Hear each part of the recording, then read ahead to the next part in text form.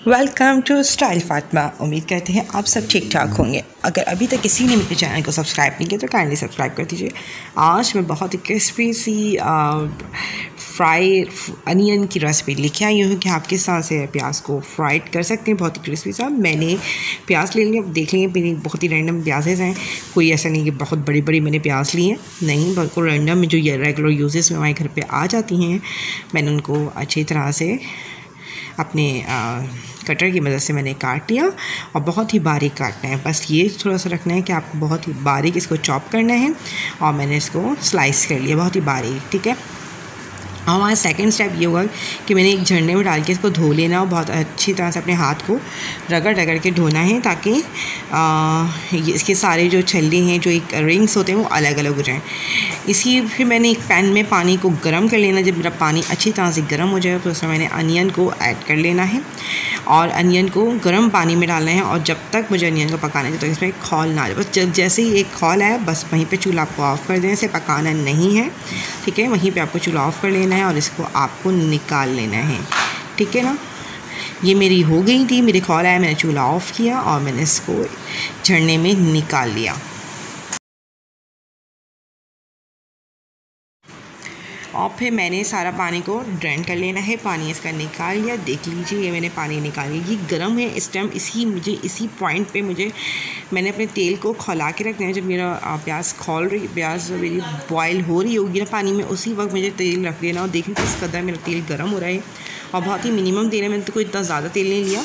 और इसे मैंने फ़ौरन इसमें डाल देना है और बिल्कुल रेडी रहना है आपको, क्योंकि तेल एकदम से ऊपर आएगा। प्याज गीली होती है और गर्म होती है तो तेल एकदम से ऊपर आएगा। तो आपको तेल इतना नहीं लेना कि आपकी वो पैन से या आपकी कढ़ाई से वो बाहर आ जाए, ग्लश आउट हो जाए। तो थोड़ा सा सेफली रह के ही काम करना है और इससे ये होगा क्रिस्पी बनेगी और बहुत ही जल्दी फ्राई हो जाएगी। और आप देखिएगा 2 मिनट में आपकी बहुत ही अच्छी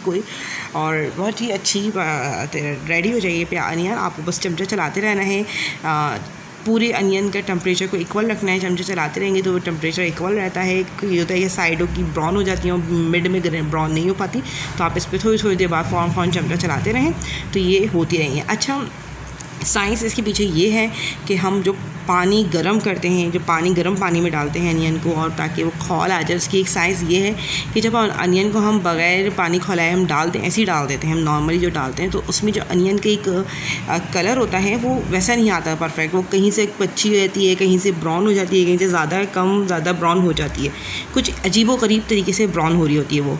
अगर हम उसको पानी में डाल दें, ठीक है, और उसमें जब एक खौल आ जाए और जब हम उसको तेल में डालें, ठीक है ना, जब वो गर्म होने के बाद तेल में जाती है तो इससे ये होता है कि पूरी अनियन का टेम्परेचर इक्वल हो चुका होता है, वही गर्म हो चुकी होती है और जब वो तेल में जाती है तो फ़ौरन ब्राउन होने लगती है।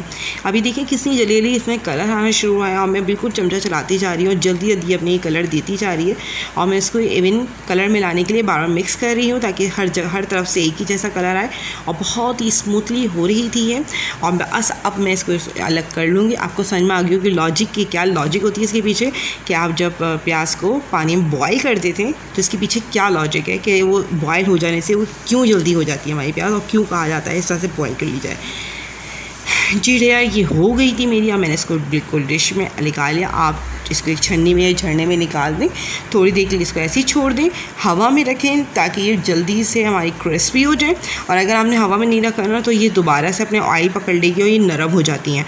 तो ऐसा नहीं करना, आपको इसे किसी झरने में या फिर किसी छन्नी में निकालना है और इसको थोड़ी देर के लिए आपको झरने में या किसी छन्नी में रखेंगी तो सारा इसका ऑयल जो होगा और जो इस एटमॉस्फेयर के थ्रू ये बिल्कुल ड्राई हो जाएगी और बिल्कुल परफेक्टली हो जाएगी। आपके कोरमे, बिरयानी में एक्सेट्रा जो भी आपको डिशेस बनानी है आप इससे बनाएं, बहुत ही मज़ेदार बनेंगी।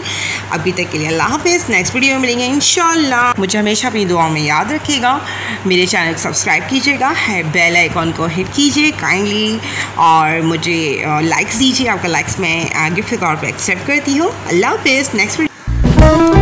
Watch my another